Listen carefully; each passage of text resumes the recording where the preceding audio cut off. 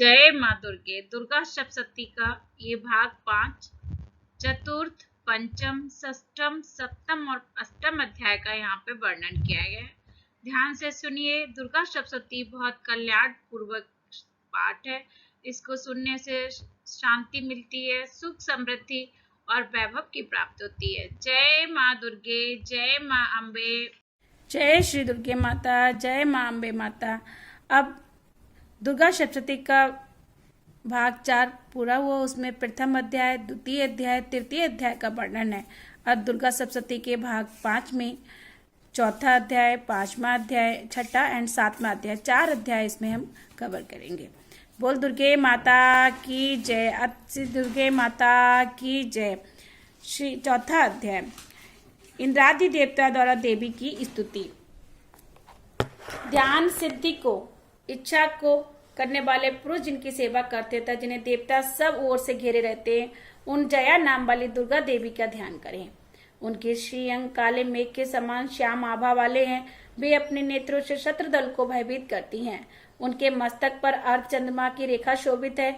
वे अपने हाथों से शंख, चक्र, कृपाल और त्रिशूल धारण किए रहती है। सिंह के कंधे पर चढ़ी हुई 3 नेत्रों वाली है देवी अपने तेज से तीनों लोकों को व्याप्त कर रही हैं। ऋषि कहते हैं, देवी के हाथ से अत्यंत पराक्रमी दुष्ट महिषासुर तथा उसकी दैत्य सेना का नष्ट हो जाने पर इंद्रादि देवता प्रणाम की मुद्रा में गर्दन तथा कंधे झुकाकर उन भगवती दुर्गा की स्तुति करने लगे। उस समय अत्यंत हर्ष के कारण उनके अंगों से रोमांच हो आया था। देवता बोले, संपूर्ण देवता के शक्ति का समूह जिनका स्वरूप है तथा इन देवी ने अपनी शक्ति द्वारा संपूर्ण जगत को व्याप्त किया हुआ है, और जो महर्षि तथा समस्त देवताओं को पूजनीय उन जगदम्बा को हम भक्ति पूर्वक प्रणाम करते हैं। वे हम लोगों का कल्याण करें, जिनके अनुपम प्रभाव एवं बल का भगवान शेषनाग, ब्रह्मा तथा महादेव जी की भी वर्णन करने में असमर्थ हैं।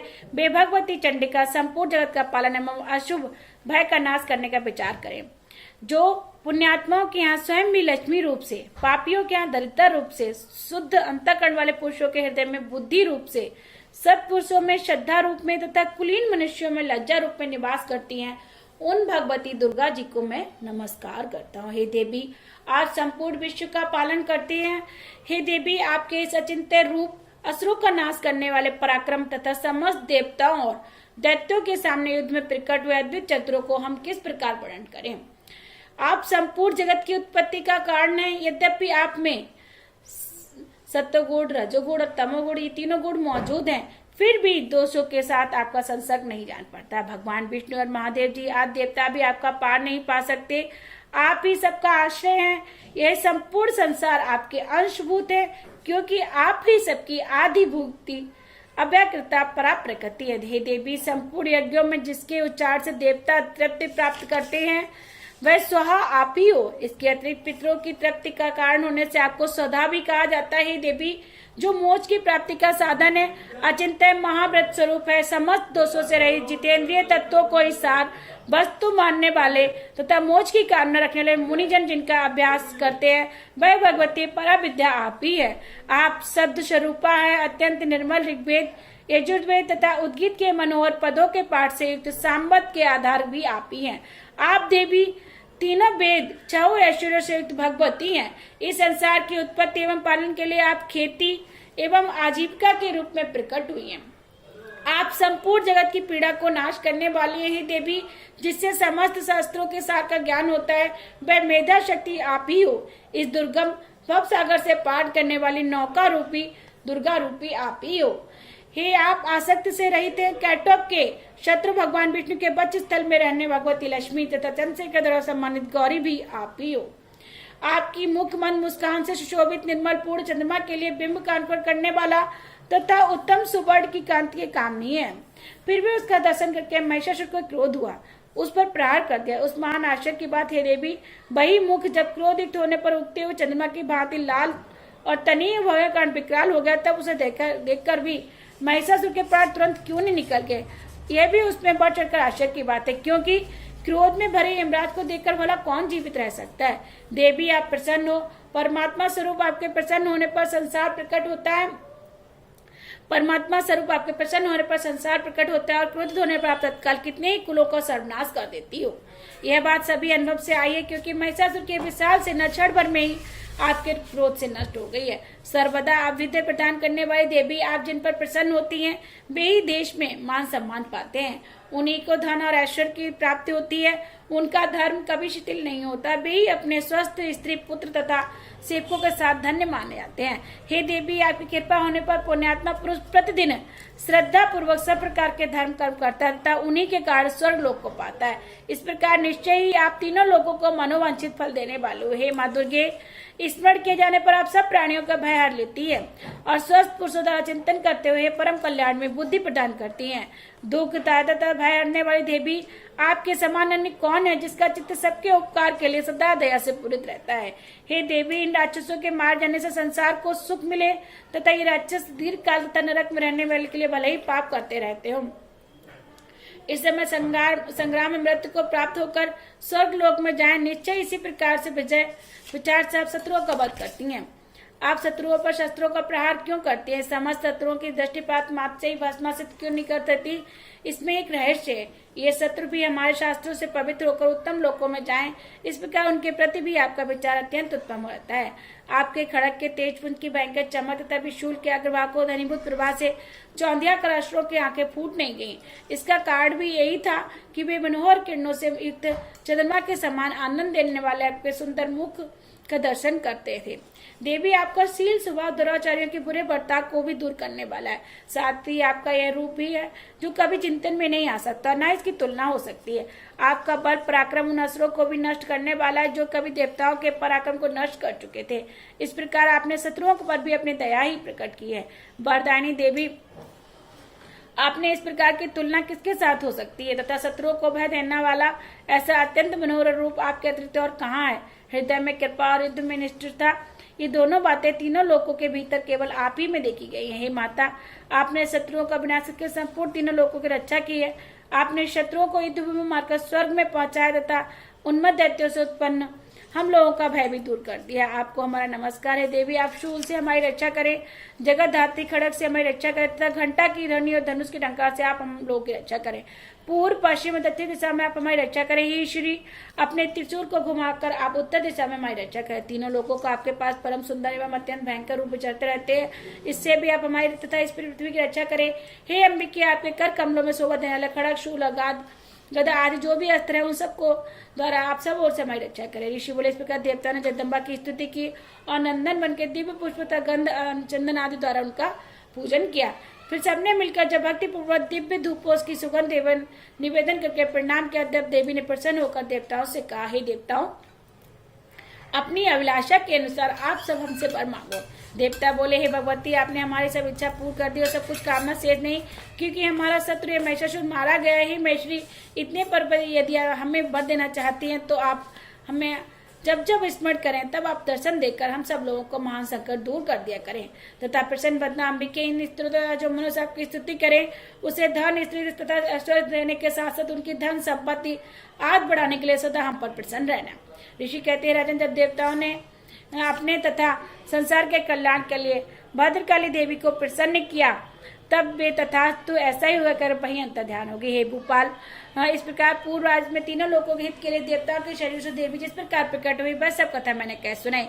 अब पुनः देवता का उपकार करने वाली देवी शुभ, निशुभ तथा अन्य असुरों को मारने एवं लोगों की रक्षा करने के लिए गौरी देवी के शरीर से जिस प्रकार प्रकट हुई थी वह सब कथा मुझसे सुनो, मैं यथावत उसका निर्वर्णन करता हूँ। इस प्रकार श्री मानकंड पुराण के सावर्णिक मनवंतर कथा के अंतर्गत देवी महात्म्य में शर्कादी स्तुति नामक चौथा अध्याय पूर्ण हुआ। पांचवें अध्याय में देवताओं द्वारा देवी की स्तुति करना, चंडमुंड के मुख से अंबिका के रूप में प्रशंसा सुनकर उनके पास शुंभ के दूत का जाना और निराश लौटना। ऋषि कहते हैं, पूर्व काल में शुंभ और निशुंभ नामक असुरों ने अपने बल के घमंड से आकर शचीपति इंद्र के हाथ से तीनों लोगों का राज्य और यज्ञों के भाग को छीन लिए। उन दोनों ने सूर्य, चंद्रमा, कुबेर, यम और गरुड़ के अधिकार भी छीन कर दिए और वायु के अग्नि का भी काम भी वे ही करने लगे। उन दोनों ने समस्त देवताओं को अपमानित तथा पराजित कर राजभ्रष्ट कर स्वर्ग से निकाल दिया। उन दोनों महान असुरों से अपमानित देवताओं ने अवराजता देवी का स्मरण किया और कहा कि हे देवी, सोचने के लिए जब हम दोनों को वरदान दिया था कि आपत्ति काल में स्मरण करने पर तुम्हारी सभी आपदाओं को तत्काल दूर कर दूंगी। ऐसे विचार कर सभी देवता पर्वत और हिमालय पर गए और वहां विष्णु माया भगवती की स्तुति करने लगे। देवता बोले, देवी को नमस्कार है, महादेवी शिवा को सर्वदा नमस्कार है, प्रकृति एवं भद्रा को प्रणाम है। हम लोग नियम पूर्वक जगदम्बा को नमस्कार करते हैं। रुद्रा को नमस्कार है, नित्य गौरी एवं धात्री को बारंबार नमस्कार है, ज्योत्सनामयी चंद्र रूपणी एवं सुख स्वरूप देवी को बारंबार प्रणाम है। शरणागतों को कल्याण करने वाली वृद्धि और सिद्ध स्वरूपा देवी को हम निरंतर नमस्कार करते हैं। राक्षसों की लक्ष्मी, राजाओं की लक्ष्मी तथा शिव पत्नी स्वरूप आप जगदम्बा को बारंबार नमस्कार करते हैं। दुर्गा, दुर्गा पारा सबकी सारभूता, सर्वकारणी ख्याति कृष्णा और धूम्रा देवी को सर्वदा नमस्कार करते हैं। अत्यंत सुंदर और अत्यंत भयंकर देवी को हम नमस्कार करते हैं और हमारा बारंबार प्रणाम है। जगधार भूता कृति देवी को बारंबार नमस्कार है। जो देवी उस प्राणियों में विष्णु माया के नाम से कही जाती है, उनको नमस्कार, उनको नमस्कार, उनको बारंबार नमस्कार है। जो देवी सब प्राणियों में चेतना कहलाती है, उनको नमस्कार, उनको नमस्कार, उनको बारंबार नमस्कार है। बुद्धि रूप से सब प्राणियों में स्थित देवी को नमस्कार, नमस्कार, उनको बारंबार नमस्कार। जो देवी निद्रा रूप से सब प्राणियों में स्थित रहती है, उनको नमस्कार, उनको नमस्कार, उनको बारंबार नमस्कार है। जब सब प्राणियों में क्षुधा रूप में स्थित देवी को नमस्कार, नमस्कार, उनको बारंबार नमस्कार है। जो देवी छाया रूप में सब प्राणियों में स्थित है, उनको नमस्कार, उनको नमस्कार, बारंबार नमस्कार है। जो देवी सब जीवधारियों में शक्ति रूप में स्थित है, उनको नमस्कार, उनको नमस्कार, उनको बारंबार नमस्कार है। जो देवी सब प्राणियों में तृष्णा रूप में स्थित है, उनको नमस्कार, उनको नमस्कार, बारंबार नमस्कार है। जो देवी सब प्राणियों में क्षमा रूप में स्थित है, उनको नमस्कार, उनको नमस्कार, उनको बारंबार नमस्कार है। जो देवी लज्जा रूप से सब प्राणियों में स्थित है, उनको नमस्कार, उनको नमस्कार, बारंबार नमस्कार है। जो देवी सब प्राणियों में शांति रूप में स्थित है, उनको नमस्कार, उनको नमस्कार, बारंबार नमस्कार है। जो देवी सब प्राणियों में श्रद्धा रूप में स्थित है, उनको नमस्कार, उनको नमस्कार, उनको बारंबार नमस्कार है। जो देवी सब प्राणियों में कांत रूप में स्थित है, उनको नमस्कार, उनको नमस्कार, उनको बारंबार नमस्कार है। जो देवी सब प्राणियों में लक्ष्मी रूप में स्थित है, उनको नमस्कार, उनको नमस्कार, उनको बारंबार नमस्कार है। जो देवी सब प्राणियों में वृत्ति रूप में स्थित है, उनको नमस्कार, उनको नमस्कार, बारंबार नमस्कार है। जो देवी सब प्राणियों में स्मृति रूप में स्थित है, उनको नमस्कार, उनको नमस्कार, बारंबार नमस्कार है। जो देवी सब प्राणियों में दया रूप में स्थित है, उनको नमस्कार, उनको नमस्कार, उनको बारंबार नमस्कार। जो देवी सब प्राणियों में तुष्टि रूप में स्थित, उनको नमस्कार, उनको नमस्कार, बारंबार नमस्कार है। जो देवी सब प्राणियों में माता रूप में स्थित, उनको नमस्कार, उनको नमस्कार, बारंबार नमस्कार। जो देवी सब प्राणियों में भांति रूप में स्थित है, उनको नमस्कार, उनको नमस्कार, बारंबार नमस्कार है। सब जीवों के इंद्रिय वर्ग की अधिष्ठात्री एवं सब जीवों में सर्वदा व्याप्त करने वाली देवी, उन व्याप्ति देवी को बारंबार नमस्कार है। जो देवी चैतन्य रूप से संपूर्ण व्याप्त करके स्थित है, उनको नमस्कार, उनको नमस्कार, उनको विश्व को बार बार नमस्कार है। पूर्व काल में अपने अभीष्ट को प्राप्ति होने से देवताओं ने जिनकी स्तुति की तथा देवराज इंद्र ने बहुत दिनों तक जिनका सेवन किया, वह कल्याण की साधना भूत ईश्वरी हमारा कल्याण एवं मंगल करते हैं, हमारी सारी विपत्तियों को नष्ट करते हैं। उधर दैत्यों से पीड़ित हम सभी देवता जिन परमेश्वरी का नमस्कार कर रहे तथा विनम्रता पूर्वक भक्ति भाव से स्मरण किए जाने पर जो तत्काल सभी विपत्तियों को निवारण कर देती हैं, वे जगदम्बा हमारा संकट दूर करें। ऋषि बोले, राजन इस प्रकार जब संपूर्ण देवता स्तुति कर रहे थे, उस समय पार्वती देवी गंगा जी में स्नान करने के लिए वहां पर आई। सुंदर बहुओं वाली उन भगवती ने देवताओं से पूछा, आप लोग यहाँ किसकी स्तुति कर रहे हैं? तब उन्हीं के शरीर से प्रकट हुई शिवा देवी बोली, शुंभ और शुंभ से अपमानित एवं पराजित हुए सब देवता मेरी ही स्तुति कर रहे हैं। क्योंकि पार्वती जी के शरीर को से अंबिका प्रकट होती है, इसलिए सब जीवों में वे कौशिकी नाम से कही जाती हैं। कौशिकी के प्रकट होने का पार्वती देवी का शरीर काले रंग का हो गया, इसलिए वे हिमालय पर रहने वाली कालका देवी के नाम से विख्यात हुई। इसके बाद शुंभ निशुंभ के सेवक चंडमुंड महा आए और उन्होंने मनोहर रूप धारण अंबिका देवी को देखा। फिर वे शुंभ के पास जाकर बोले, महाराज, एक अत्यंत सुंदर स्त्री अपने दिव्य कांति से हिमालय को आलोकित कर रही है। ऐसा उत्तम रूप हमने कहीं नहीं देखा है। वे अश्वेश्वर पता लगा ये देवी कौन है और आप उसको प्राप्त कीजिए। स्त्री रत्न रूपा उस स्त्री को प्रत्येक अंग अत्यंत सुंदर है। वह अपने श्री अंगों की कांति से संपूर्ण दिशाओं को आलोकित कर रही है। हे दैत्यराज, अभी वह हिमालय पर भी है और आप उसे देख सकते हैं। प्रभु, मणि, हाथी, घोड़े आदि तीनों लोगों के जितने भी उत्तम रत्न हैं, वे सब आपके पास हैं। हाथियों में रत्नभूत ऐरावत, उच्च शिवा, घोड़ता ये पारिजात का वृक्ष आपने इंद्र से जीत लिया। हंस चित्ता ये रत्नभूत विमान जो आप पहले ब्रह्मा जी के पास है, आपके आंगन में शोभा पाता है। महापद्म नामक निधि आपको बेर से छीन लिया। समुद्र ने भी कलिंगी नाम की माला जो केसरों से सुशोभित है, आपको कमल के जिसके कमल कभी कुमलाते नहीं, आपको भेंट में दी है। सुवर्ण की वर्षा करने वाला बरोड़ का छत्र आपके घर में शोभित है तथा श्रेष्ठ रथ जो पहले प्रजापति के अधिकार में था, अब आपके घर में शोभा पाता है। दैत्येश्वर मृत्यु को उत्क्रांत नाम वाली शक्ति की भी आपने छीन लिए। बरोड़ का पाश और समुद्र में होने वाले सभी रत्न आपके भाई निशुंभ के अधिकार में है। अग्नि में भी स्वतः शुद्ध किए हुए 2 वस्त्र आपको दिए। दैत्यराज, इस प्रकार सभी रत्न आपके एकत्र कर लिए हैं। जब तो वो स्त्रियों में रत्न स्वरूप कल्याण उस देवी को भी आप अपने अधिकार में क्यों नहीं कर लेते। ऋषि कहते हैं, चंद्रमुंड के वचन सुनकर शंभु ने सुग्रीव नामक महादैत्य को दूत बनाकर देवी के पास भेजा और कहा कि तुम मेरे यज्ञ से उसके पास सामने इस तरह कहना और ऐसी युक्ति करना जिससे प्रसन्न होकर वह शीघ्र ही यहाँ आ जाए। ये दूत पर्वत के अत्यंत रमणीय प्रदेश में जहाँ देवी विराजमान थी वहां जाकर मधुर बाड़ी में बोला। दूत बोला, हे देवी, असुरों के राजा शुम्भ ने, जो तीनों लोगों के परमेश्वर हैं, उन्होंने मुझे दूत को अपने आपके समीप भेजा है। उनकी आज्ञा का उल्लंघन कोई भी देवता नहीं करता। समस्त शत्रुओं को उन्होंने जीत लिया और उन्होंने जो कुछ कहा है आप सुनिए।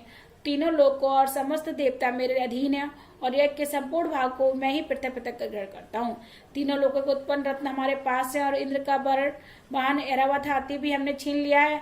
समुद्र मंथन से जो अश्व रत्न ऊंचे सिर पर प्रकट हुआ था वह भी देवताओं ने बड़ी विनय पूर्वक मुझे भेंट किया है। हे शोभ ने, इनके अलावा अन्य जितने भी रत्न देवता गंधर्व अनेक और नागों के पास थे वे सभी हमको प्राप्त हो गए। हे देवी, तुम हमको संसार भर की स्त्रियों में रत्न समझते हो, इसका अर्थ तुम भी हमारे पास आ जाओ, क्योंकि रत्नों को भोगने के लिए केवल हम ही हैं। हे चंचल नेत्र वाली, आप रत्न रूप को इस कारण मुझे तथा बलवान मेरे छोटे भ्राता निशुम्भ को पाकर सुख को भोगे। हमको ग्रहण करने से तुम्हारे लिए तुल ऐश्वर्य मिलेगा। ऐसे अपनी बुद्धि से विचार कर हमारी स्त्री हो जाओ। ऋषि बोले, दूत के मुख से इस प्रकार वचन सुनकर जिस भगवती दुर्गा ने संपूर्ण संसार को धारण कर रखा था, वह भगवती गंभीर मुद्रा से मुस्कुराती हुई बोली, तुम सत्य कह रहे हो, इसमें कोई झूठ नहीं है। शुम्भ तीनों लोगों का राजा और निशुम्भ भी उसी के समान है, परंतु इस विषय में मेरी जो प्रतिज्ञा है उसे मैं क्या करूं। मैंने अल्प बुद्धिवश प्रतिज्ञा की कि उसे सुनो। जो संग्राम में जीत लेकर मेरे घमंड को दूर कर देगा और जो संसार में मेरे समान बलवान होगा वही मेरा पति होगा। इस कारण शुम्भ अथवा निशुम्भ महासुर यहाँ आकर मुझे जीत ले और तत्काल मेरा पाणी ग्रहण कर लें, इसमें विलंब की आवश्यकता नहीं। दूत बोला, हे देवी, तुम्हें बड़ा अभिमान है, मेरे सामने इस प्रकार की बातें मत कहो। तीनों लोगों में ऐसा कौन सा पुरुष है जो शुम्भ और निशुम्भ के आगे ठहर सकता है। इसके अलावा अन्य असुरों के सामने समस्त देवता युद्ध में नहीं ठहर सकते। तुम अकेली स्त्री होकर उनके सामने किस तरह रुक सकती हो। इंद्रादिक सभी देवता जिन शुम्भ निशुम्भ आदि से आगे ठहर नहीं सकते, तुम स्त्री होकर उनके सम्मुख किस प्रकार पहुंच सकती हो। इस कारण मेरी कथा अनुसार शुम्भ निशुम्भ के पास चलो, तुम्हारे गौरव की रक्षा होगी, अन्यथा जब वे केस पकड़कर घसीटते हो तो मैं अपनी प्रतिष्ठा खोकर जाना पड़ेगा। देवी ने कहा, तुम्हारा कहना ठीक है, शुम्भ बलवान और निशुम्भ भी बड़ा पराक्रमी, किंतु मैं क्या करूं, मैंने अपने बिना सोचे समझे प्रतिज्ञा कर ली है, अतः तुम जाओ और मैंने तुमसे जो कुछ कहा है वह सब दैत्यराज से आदर पूर्वक कह देना, फिर वे उचित समझें जो करें।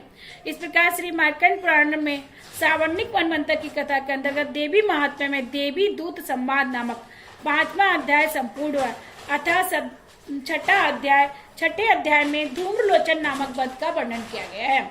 ऋषि कहते हैं, देवी के कथन सुनकर दूत अत्यंत क्रोधित हो गया। उसने दैत्यराज के पास जाकर संपूर्ण समाचार विस्तार पूर्वक कह सुनाया। दूत के वचन सुनकर दैत्यराज अत्यंत कुपित हो गए और असुर सेनापति धूम्रलोचन से बोला, धूम्रलोचन, तुम शीघ्र ही अपनी सेना लेकर जाओ और उस दुष्टा को केस पकड़कर घसीटते बलपूर्वक यहाँ ले आओ। उसकी रक्षा करने के लिए देवता पर छतवा गंधर्व आदि यानी कोई भी क्यों ना खड़ा हो, उसे अवश्य मार डालना। ऋषि बोले, शुम्भ के इस प्रकार आज्ञा देने पर धूम्रलोचन दैत्य ने 60,000 असुरों की सेना लेकर वहां से तुरंत प्रस्थान किया। वहां पहुंचकर उसने हिमालय पर रहने वाली देवी को देखा और ललकार कर कहा, अरे तू शुम्भ निशुम्भ के पास चल, यदि तू समय प्रसन्नता पूर्वक मेरे स्वामी के पास नहीं चलेगी तो मैं बलपूर्वक चोटी पकड़कर घसीटते हुए तुझे ले जाऊंगा। देव बोले, तुम दैत्यों के राजा ने भेजा है, तुम स्वयं भी बलवान हो, तुम्हारे पास विशाल सेना भी है, ऐसी दशा में यदि मुझे बलपूर्वक ले जाओगे तो मैं क्या कर सकती हूँ। ऋषि बोले, देवी की कहने पर धूम्रलोचन नामक दैत्य उनकी ओर दौड़ा, तब अंबिका ने हूं शब्द के उच्चारण मात्र से उसको भस्म कर दिया। फिर तो क्रोध में विवल दैत्यों की विशाल सेना और अंबिका ने एक दूसरे पर तीखे बाणों शक्तियों तथा परसों की वर्षा का आरंभ किया। इतने में देवी का भान सिंह क्रोध में भरकर भयंकर गर्जना करके गर्दन के बालों को हिलाता हुआ असुरों की सेना में कूद पड़ा। उसने कुछ दैत्यों के नखों की मार से कितनों को, अपने जबड़ों की मार से कितने ही महादैत्यों को पटक कर दाढ़ों से जख्मी कर डाला। उस सिंह ने अपने नखों से कितनों को पेट फाड़ डाले, थप्पड़ मारकर कितनों के सिर धड़ से अलग कर दिए, कितनों के भुजाओं मस्तक काट डाले और अपनी गर्दन के बाल हिलाते उसने दूसरे दैत्यों के पेट फाड़कर उनका रक्त चूस लिया। अत्यंत क्रोध से वह देवी के वाहन महाबली सिंह ने क्षण भर के में ही असुरों की सेना का संहार कर डाला। शुम्भ ने जब यह समाचार सुना कि देवी ने धूम्रलोचन असुर को मार डाला तथा उसके सिंह के सारी सेना का सफाई कर दिया, तब दैत्यराज अत्यंत क्रोधित हो गया। उसने होंठ काटने लगा। उसके चंड और मुंड नामक 2 महादैत्यों की आज्ञा थी कि हे चंडमुंड और हे चंड और हे मुंड, तुम लोग अत्यंत विशाल सेना लेकर वहां जाओ। सिंह ने सारी सेना का सफाई कर दिया। दैत्यराज अत्यंत क्रोधित हो उसके होंठ कांपने लगे। चंड और मुंड नामक 2 महादैत्यों को आज्ञा दी कि हे चंडमुंड और तुम लोग जाओ और केस पर उसको बांधकर शीघ्र यहाँ लिया। इस प्रकार उन्होंने यहाँ से तुम्हें संदेश दो तो सब प्रकार के अस्वतंत्र दैत्य सेना का प्रयोग कर उसको मार डाला और उस दुष्ट स्त्री के सिंह के मर जाने पर अंबिका को बांधकर शीघ्र ही मेरे लेना। इस प्रकार श्री मार्केट पुराण में श्रावणी ग्रंथ के अंतर्गत देवी महात्म्य में धूम्रलोचन नामक 6वां अध्याय पूरा हुआ। 7वां अध्याय चंडमुंड वध। ऋषि बोले, तदंतर शुंभ की आज्ञा अनुसार चंडमुंड आदि दैत्य चतुरंगिणी सेना के साथ अस्त्र शस्त्रों से सन्नद्ध हो चल दिए और फिर हिमालय पर्वत के स्वर्णमय ऊंचे शिखर पर पहुंचकर उन्होंने सिंह पर विराजमान देवी को देखा। वे मंद मंद मुस्कुरा रही थी। देवी को इस प्रकार मुस्कुराते हुए देख असुर धनुष से तलवार लेकर देवी के समीप तत्परता से पकड़ने का यत्न करने लगा। तब अंबिका उन शत्रुओं पर अत्यंत क्रोधित हुई। उस समय क्रोध के कारण उनका मुख काला पड़ गया, ललाट की भौहें टेढ़ी हो गई और वहां से तुरंत अत्यंत विकराल काली प्रकट हुई। जो तलवार और पास लिए हुए थे वे विचित्र खड़बांग धारण किए और चीते चंद की साड़ीदार नरमुंडों की माला से अलंकृत थी। उनके शरीर का मांस सूख गया था, केवल अस्थि पंजर मांस से था। इसे वे अत्यंत भयंकर जान पड़ती थी। विशाल मुख से जीभ लपलपाने के कारण वे और भी अत्यंत डरावनी प्रतीत होती थी। उनकी आंखें भीतर की ओर धसी हुई अंगारे के समान लाल थी। वे अपनी भयंकर गर्जना से संपूर्ण दिशाओं को गुंजा रही थी।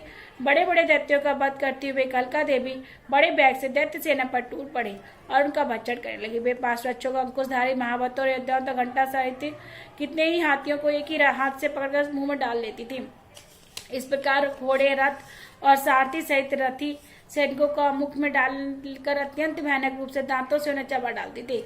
किसी से बाल पकड़ लेती, किसी की गर्दन दबा देती थी, किसी को पैरों से दबोच लेती तो किसी को छाती से धकेल कर मार डालती थी। वे अस्त्रों द्वारा छोड़े गए अस्त्र शस्त्रों को मुंह में पीस डालती थी। इस प्रकार काली ने बलवान दुरात्मा दैत्यों को भारी सारी सेना कुचल डाली, खाली और कितनों को ही मार गिराया। कुछ तलवार के घाट उतार दिए, कुछ खड़बांग से पीट दिए, कितने ही असुर दांतों से कुचल दिए। इस प्रकार क्षण भर में दैत्यों की सारी सेना देवी ने मार डाली। ये देख अत्यंत महावन देवी की ओर दौड़ा और महादैत्य मुंड ने भी उन्हें भयंकर बाणों की वर्षा से हजारों बार चलाए। चक्रों से उस भयानक नेत्रों वाली देवी को ढांप दिया। वे अनेकों चक्र देवी के मुख से समाते हुए ऐसे जान पड़ते थे मानो सूर्य से अनेक मंडल बादलों के उदर में प्रवेश कर रहे हो। तब भयंकर गर्जना वाली काली ने अत्यंत रोष में भरकर भीषण अट्टहास किया। उस समय विकराल बदन के भीतर कठिनता में दिखाई पड़ने रहे दांतों की प्रभा से वे अत्यंत उज्जवल दिख रही थी। देवी ने विशाल तलवार हाथ में लेकर हं का उच्चार करके चंड पर आक्रमण किया और उसके बाल पकड़ पकड़ कर उसे तलवार से उसका सिर काट डाला। चंड को मरा हुआ देखकर मुंड भी देवी की ओर दौड़ा और रोष में भरकर देवी की ओर तलवार से मारकर जमीन पर गिरा दिया। महापराक्रमी चंड और मुंड को मरते ही बची हुई सारी सेना भयभीत होकर चारों ओर भाग गई। तब काली ने चंड और मुंड के सिर हाथ में लेकर चंडिका के पास जाकर भयंकर अट्टहास किया और करते हुए कहा, देवी, मैंने चंड और मुंड नामक ये महान 2 महापशु आपकी भेंट चढ़ा दिए हैं। अब इस युद्ध में शुंभ और निशुंभ का वध आप स्वयं करना। ऋषि बोले, अपने सम्मुख लाए गए चंडमुंड नामक महादैत्यों को देखकर कल्याणी चंडिका ने मधुर बाड़ी में कहा, काली से कहा, हे देवी कालिके, क्योंकि तुम चंड और मुंड को लेकर मेरे पास आई हो, इस कारण संसार में अब तुम्हें सभी लोग चामुंडा के नाम से विख्यात करेंगे। इस प्रकार श्री मार्कंडेय पुराण के सावर्णिक मनवंतर की कथा के अंतर्गत देवी महात्मा के चंडमुंड वध नामक 7वां अध्याय संपूर्ण। बोलो दुर्गे माता की जय, बोलो माँ अम्बे माता की जय। 8वां अध्याय में रक्त बीज का वध। ऋषि कहते हैं, चंडमुंड नामक दैत्यों के साथ साथ बहुत सी सेना का संहार हो जाने पर दैत्यों के प्रतापी राजा शुंभ अत्यंत क्रोधित हुआ और उसने दैत्यों की संपूर्ण सेना युद्ध के लिए कूच करने की आज्ञा दी। वह बोला, आज उदायुध नामक 86 दैत्य सेनापति अपनी सारी सेना के साथ युद्ध के लिए प्रस्थान करें। कंबू नामक 84 सेनापति भी अपनी सेना के साथ युद्ध क्षेत्र में जाएं और मेरी आज्ञा से 50 करोड़ वीर कुल में तथा दौम्र कुल में 100 असुर सेनापति अपनी अपनी सेना के साथ कूच करें। कालक, द्वाद, मौर्य काल के असुर भी मेरी आज्ञा से तुरंत प्रस्थान करें। भयंकर शासन करें और दैत्यराज शुंभ इस प्रकार आज्ञा दे स्वयं भी सहस्त्रों सेना के साथ युद्ध के लिए चला। दैत्यों की इस भयंकर सेना को अतिदेख चंडिका ने अपने धनुष की टंकों से पृथ्वी और आकाश के मध्य भाग को गुदा दिया। हे राजन, उस समय देवी ने भी बड़ी भारी गर्जना की। फिर अंबिका ने घंटा बजाकर उस गर्जना को और भी बढ़ा दिया। धनुष की टंकों, सिंह की गर्जना एवं घंटे की ध्वनि से संपूर्ण दिशाएं गूंज उठी। उस भयंकर शब्द से काली ने अपने विकराल मुख को भी फैलाया, जिससे वे विजयी हुई। उस शब्द को सुनकर दैत्य सेना ने चारों ओर से आकर चंडिका देवी, सिंह तथा काली देवी को क्रोधपूर्वक घेर लिया। हे राजन, उसी समय असुरों के विनाश तथा देवताओं के उत्थान के लिए ब्रह्मा, शिव, कार्तिकेय, विष्णु तथा इंद्र आदि देवता की शक्तियों द्वारा जो अत्यंत पराक्रम बल के संपन्न थी, अनेकों शरीरों से निकल उन्हीं के रूप में चंडिका देवी के पास आई। जिन देवता को जो रूप था, जैसे भूषण था, वाहन है, उन्हीं वस्तुओं से संपन्न को देव शक्तियां असुरों से युद्ध करने के लिए आ गईं। सबसे पहले ब्राह्मणी जो हंसित विमान पर बैठी थी, अजसूत्र तथा कमंडल से सुशोभित थी, उपस्थित हुई। महेश्वर की शक्ति महाश्वरी वृषभ पर विराजमान, हाथों में सुंदर त्रिशूल व महासर्पों के कंकड़ पहने, मस्तक पर चंद्र रेखा से विभूषित हो वहां आ पहुंची। कार्तिकेय जी की शक्ति गोरूपणी कौमारी अंबिका उन्हीं का रूप धारण किए सुंदर मोर पर आरूढ़ हाथ में शक्ति लिए दैत्यों से युद्ध करने के लिए आई। इसी प्रकार विष्णु की शक्ति वैष्णवी गरुड़ पर सवार होकर शंख चक्र गदा सांग धनुष तथा संगर खड़ग हाथ में लिए आ गई। यज्ञ 12 का विचित्र रूप धारण करने वाले विष्णु की 12 शक्ति वैसे ही रूप धारण कर वहां पर आई। नरसिंह के समान सही धारण के गर्दन के बालों के भटकाने के आकाश के तारों को बिखेरते हुए नरसिंह की शक्ति वहां आ पहुंची। इसी प्रकार इंद्र की शक्ति 1000 नेत्र वालों वज्र हाथ में लिए गजराज ऐरावत पर बैठकर आई। तुरंतर उन देव शक्तियों से घिरे हुए महादेवी जी ने चंडिका जी से कहा, मेरी प्रसन्नता के लिए तुम शीघ्र इन असुरों का संहार करो। तब देवी के शरीर से भयंकर उग्र रूप धारण की चंडिका शक्ति प्रकट हुई, जो सैकड़ों गिरधनियों की भांति आवाज करने वाली थी। उस आपदा देवी ने धूमि जटा वाले महादेव जी से कहा, हे भगवान, आप शुंभ निशुंभ के पास दूत बनकर जाइए और अत घमंडी शुंभ निशुंभ तथा अन्य असुर जो युद्ध करने के लिए वहां उपस्थित हो, उनसे कहना कि हे असुर, यदि तुम जीवित रहना चाहते हो तो पाताल लोक को लौट जाओ। इंद्र को तीनों लोगों का राज मिल जाए और देवता यज्ञ भाग का उपभोग करें। यदि तुम अपने बल का अभिमान हो और युद्ध को अभिलाषा हो तो आ जाओ, तुम्हारे मास से मेरी योगिनियां प्राप्त हो जाएंगी। क्योंकि भगवती ने भगवान शिव को अपना दूत नियुक्त किया था, इस कारण वह शिव दूती के नाम से संसार में व्यक्त हुई। भगवान शिव के मुंह से देवी जी के वचन सुनकर वे महादैत्य अत्यंत क्रोधित हो गए और जहाँ कात्यायनी विराजमान थी उस ओर बढ़ गए। इसके पश्चात उन दैत्यों ने देवी के ऊपर बाढ़ शक्ति और ऋषि आदि अनेक अस्त्रों से वर्षा आरंभ कर दी। जब देवी ने खेल खेल में धनुष की टंकार और उसके छोड़े गए बाढ़ों द्वारा दैत्यों को चलाए हुए बाढ़ शक्ति और फरसों को काट डाला, फिर काली देवी ने उनके आगे आकर शूल के प्रहार से शत्रुओं को फाड़ती हुई तथा खटवांग से कचूमर निकालती हुई युद्ध क्षेत्र में विचरने लगी। ब्रह्माणी जिस ओर आती अपने कमंडल का जल झड़कर शत्रु के तेज और पराक्रम को नष्ट कर देती। श्री महाशरी ने त्रिशूल से, वैष्णवी ने चक्र से अत्यंत क्रोधित हुई कुमार कार्तिकेय शक्ति कौमारी ने दैत्यों का संहार आरंभ कर दिया। इंद्र की शक्ति इंद्र के प्रकार से सैकड़ों दैत्य घायल होकर रक्त बहाते हुए भूमि पर गिर पड़े। 12 शक्ति ने अपने तुतलों की मार से अनेक दैत्यों को मार डाला और दानों को अग्रिम भाग में कितनी छाती को चीर डाला तथा अनेक दैत्य चक्र द्वारा काट डाले गए। नारसिंह शक्ति अपने नफों में अनेक महादैत्य को विधि करते खाती गई तथा आकाश तथा दिशाओं को जाने वाला सिंहनाद करती हुई क्षेत्र में विचरने लगी। शिवदूती के प्रचंड अट्टहास से भयभीत होकर अनेक असुर भूमि पर गिर पड़े, जिन्हें शिवदूती ने उसी समय अपना ग्रास बना लिया। इस प्रकार क्रोधित हुई मात्र गणों द्वारा विविध उपायों से बड़े बड़े असुरों का संहार देते देख दैत्य अनेक भाग खड़े हुए। जब दैत्य सेना को युद्ध से भागते हुए देख रक्तबीज नामक महादैत्य कुपित होकर युद्ध के लिए आगे बढ़ा, उसके शरीर से जब रक्त की बूंद गिरती तब उसी समय महान शक्तिशाली दूसरा दैत्य पैदा हो जाता। वह महासुर रक्तबीज गदा हाथ में लेकर इंद्र की शक्ति से युद्ध करने लगा। तब इंद्र ने अपने वज्र से रक्तबीज का प्रहार किया। वज्र से घायल होने पर शरीर से जितने भी रक्त की बूंदें गिरी, वैसे उतने ही पराक्रम दूसरे रक्तबीज पैदा हो गए। उनके शरीर की रक्त की जितनी बूंदें गिरती थी उतने ही दैत्य पैदा हो जाते थे। वे सभी रक्तबीज के समान बलवान और पराक्रमी थे। रक्त से पैदा हुए दैत्य को देखकर अत्यंत भयंकर शत्रुओं को बातों प्रहार करने लगे, घोर युद्ध करने लगे। पुनः इंद्र ने वज्र प्रहार कर उस पर मस्तक छत विछत कर दिया। इससे रुधिर बैठा। तब हजारों पुरुष उस रक्त से पैदा हो गए। वैष्णवी शक्ति के चक्र से उसे मारा। इंद्र ने गदा उस पर असुराज को तुरंत किया, जिससे साधारण नाम के जगतों से भर गया। कौमारी शक्ति से 12 ने तलवार से महेश्वर त्रिशूल से महादैत्य रक्तबीज को घायल कर दिया। तब महादैत्य रक्तबीज ने क्रोध से भरकर गदा से सभी महाशक्तियों पर प्रहार किया। शक्ति तथा शूल आदि से अनेक बार आहत होने पर अनेक शरीर से जो रक्त की धारा जितनी गिरती थी उतने ही सैकड़ों असुर पैदा हो जाते थे। इस प्रकार उस महादैत्य के रक्त से उत्पन्न हुए असुरों द्वारा संपूर्ण जगत व्याप्त हो गया। देवता भयभीत हो गए। तब देवताओं के उदास देख चंडिका ने शीघ्रता ही पूर्वक काली से कहा, चामुंडे, तुम अपने मुख को विस्तार से फैलाओ और मेरे शस्त्र से आहत रक्तबीज के शरीर से गिरे बिंदुओं को, उनसे पैदा हुए महादैत्यों को भक्षण करते हुए तुम रण में विचरण करो। ऐसा करने से दैत्य का रक्त क्षीण होने पर वह दैत्य स्वयं भी नष्ट हो जाएगा और नए दैत्य उत्पन्न नहीं हो सकेंगे। इस प्रकार कहकर चंडिका ने अपने शूल से रक्तबीज को मारा। काल ने अपने मुख से उसका रक्त ले लिया। तब उसने चंडिका पर गदे से प्रहार किया, परंतु उस गदा से देवी को जरा भी आघात नहीं पहुंचा। रक्तबीज के हाथ शरीर से जितना रक्त गिरा, चामुंडा ने उसे अपने मुख में ले लिया। रक्त गिरने से काली के मुख से जितने महादैत्य उत्पन्न हुए, उन्होंने भी अपने चबाकर उनका रक्त पी लिया। तब देवी ने वज्र, बाढ़, खड़ग तथा रिष्ट आदि से रक्तबीज को मार डाला। हे राजन, इस प्रकार शास्त्रों से आहत तथा महादैत्य रक्तबीज से रक्तहीन होकर पृथ्वी पर गिर पड़ा। हे नरेश्वर, इससे देवता अत्यंत प्रसन्न हुए और मातृगण उसके रुद्रपान के मत से उन्मत्त होकर नृत्य करने लगे। इस प्रकार श्री मार्कंडेय पुराण के सावर्णिक मनमंत्र की कथा के अंतर्गत देवी महात्म्य में रक्तबीज नामक 8वां अध्याय संपूर्ण हुआ। बोलो माँ भगवती की जय। जगत जननी जगदम्बिका माता की जय।